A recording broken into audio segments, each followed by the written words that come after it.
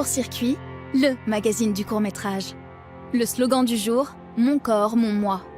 Au programme de films iraniens, Tatou, suivi d'une rencontre avec son réalisateur, Farhad Delaram, et Ajustement, l'histoire d'un petit garçon rejeté par son entourage parce qu'il se vernit les ongles. Plusieurs professionnels iraniens nous livreront aussi leur regard sur la société de leur pays. Et tout de suite, Tatou. Ours de cristal à la Berlinale en 2019.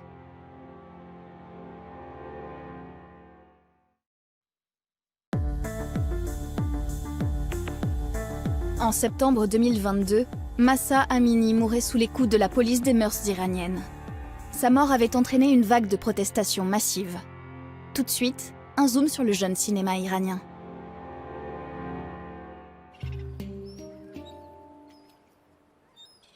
En février dernier, à l'occasion de la Berlinale, des représentants du cinéma iranien ont pu se réunir et échanger leurs idées.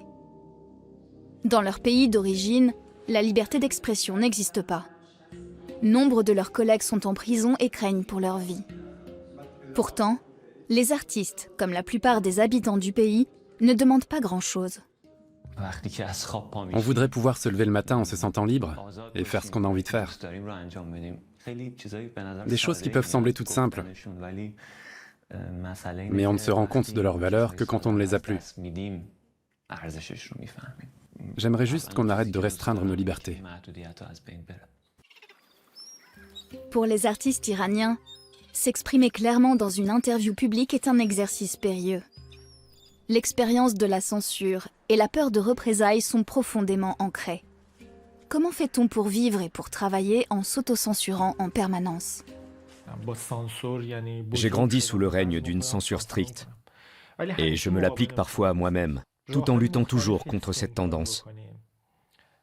Il y a différentes façons de faire face à la situation.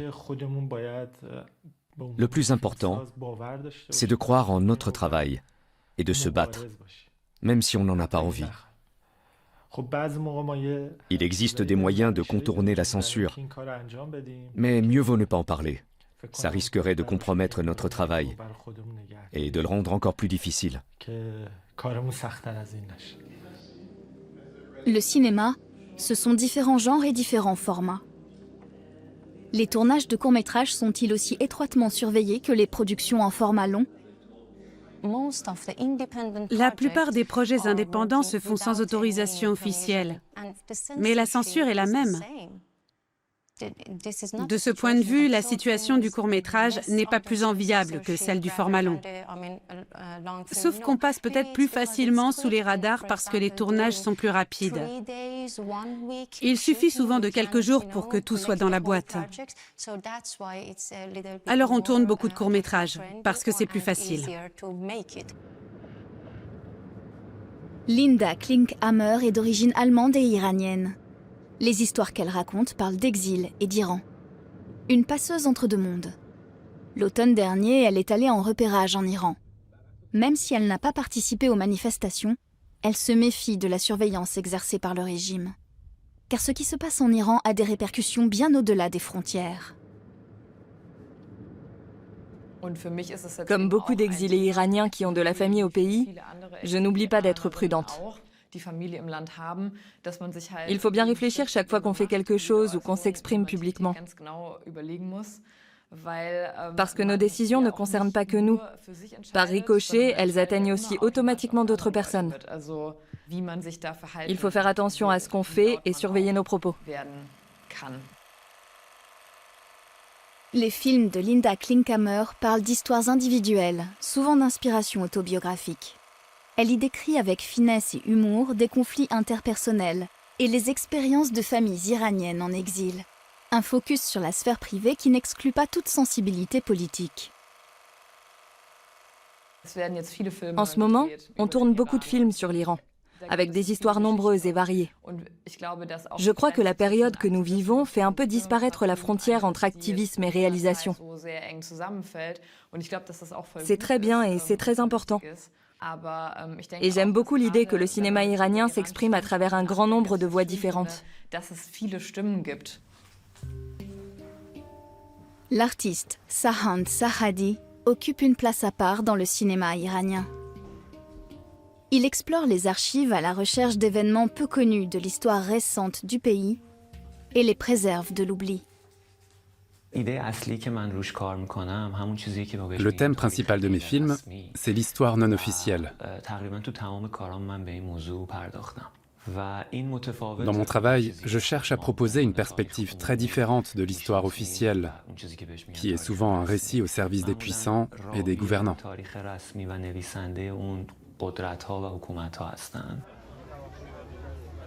En 7 minutes, son court-métrage « Fragment d'une révolution » commémore l'écrasement d'une révolte à la faculté de théâtre de l'université de Téhéran dans les premières années de la République islamique.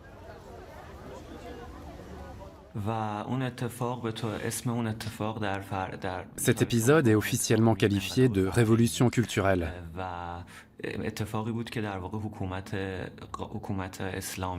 Le régime des mollahs a fermé les universités et on a chassé les professeurs et les étudiants qui n'adhéraient pas aux principes de la République islamique.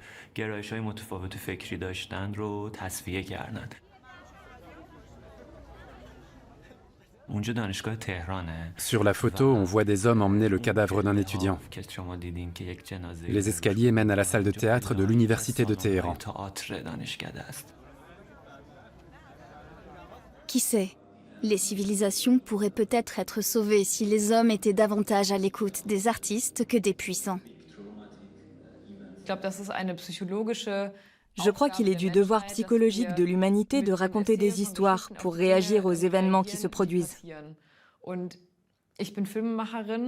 Je suis réalisatrice avant tout. Je ne suis pas une activiste. Mon combat consiste à raconter des histoires. Et je crois que les cinéastes aident à trouver de nouveaux narratifs pour développer une identité commune, une communication, une vision collective. Tout l'Iran souffre comme un corps malade. Y a-t-il un espoir de guérison ? C'est un peu comme des montagnes russes. Il y a des jours où je me sens très optimiste et pleine d'espoir, et d'autres où des gens sont exécutés, et là c'est vraiment sombre. Mais pour être franche, je pense qu'il n'y aura pas de retour en arrière.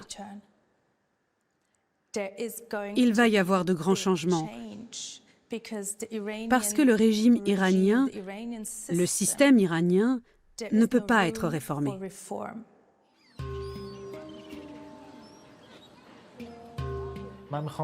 Demain, quand je me réveillerai, je voudrais vivre une existence sans souffrance.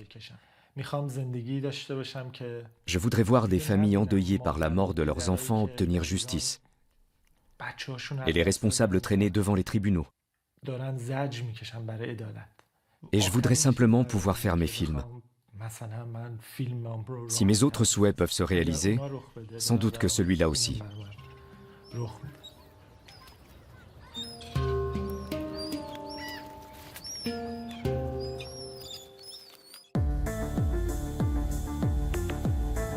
Court-circuit, c'est fini pour aujourd'hui. Mais restez sur Arte. À suivre, le film Mamanam de Linda Klinkhammer. Pour retrouver une interview de la réalisatrice, rendez-vous sur le site de l'émission. Au programme la semaine prochaine, la peur hante le cinéma. Salut, à bientôt.